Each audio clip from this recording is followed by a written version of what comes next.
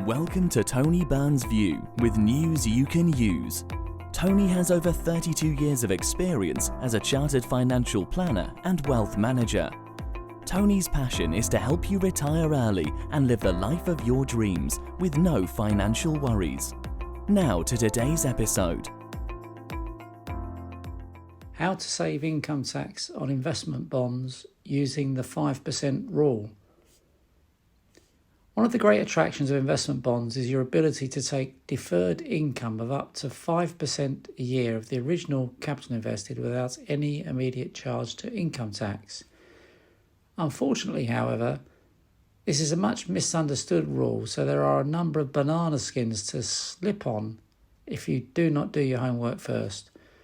First and foremost, the 5% per annum income withdrawal is not tax-free. It is tax-deferred. There is a world of difference between tax-free and tax-deferred. Secondly, the 5% limit is based on the original amount invested, not the value at the time of the withdrawal. The 5% allowance is cumulative. This means that if no withdrawals have been taken for, say, 3 years, a withdrawal of up to 15% is now allowed without an immediate charge to income tax.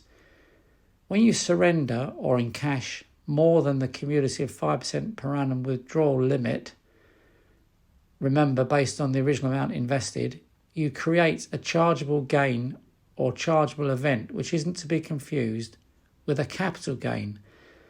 The gain is assessable to income tax at your marginal tax rate and is based on a calculation which can be quite complex. If it is a UK investment bond, you're entitled to a 20% tax credit, which means that 20% tax is deducted from the tax liability if there is one. Investment bonds are only ever subject to income tax, so capital gains tax, or CGT, does not apply, neither do any CGT exemptions, reliefs or allowances. We have a client who invested about £200,000 into an offshore investment bond around 20 years ago. Let's call him Michael. He withdrew £10,000 a year for 20 years and paid no personal tax on the withdrawals. After withdrawing 100% of his investment, his bond was worth £220,000. However, any further withdrawals would have been assessable to income tax at his marginal rate. In other words, the tax rate on your last pound of income. By this stage, he was able to start taking a replacement income of £10,000 from his other investments. The question was, what to do with this investment bond? I discussed the bond with Michael. It was decided that as he could no longer take any tax-deferred income from it, and he wanted to leave it to his daughter and her 2 children, that the bond should be put into trust. A couple of years later, Michael confirmed that he wanted to gift the money to his family now rather than when he died. If he had waited until his death, the bond would have been subject to income tax on the chargeable gain. As he was keen to avoid the income tax charge, I advised him to assign or gift a third each of his bond to his daughter, who is single, and her 2 children, his grandchildren. He followed my advice. The advantage of gifting the bond to his relatives is that there is no chargeable events on the gift or assignment, so no immediate income tax charge. Income tax will only be payable when his relatives encash their share of the bond, and crucially it will be taxed based on their personal tax position. As his daughter is a basic rate taxpayer on a modest income, and his grandchildren are both non-earning full-time students at university, there is the potential for all 3 of them to withdraw money from their bonds at a lower tax rate than Michael, and potentially at a 0 rate of tax on at least some of the money because the grandchildren are non-taxpayers.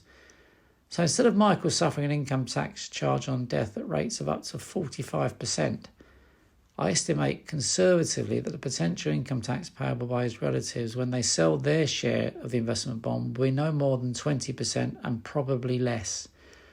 Overall, that means an income tax saving compared to what Michael would have paid of at least 50%. Suffice to say, both Michael and his relatives were delighted. His daughter's standard of living has improved. She finally has some savings to fall back on. she can spend some money on home improvements and buy a new car. His grandchildren have enough money to get through university and have deposits to buy their first properties. So if you have invested in investment bonds and you need some advice on how to maximise the tax efficiency of your investment, do take advice from a financial planner. You know it makes sense.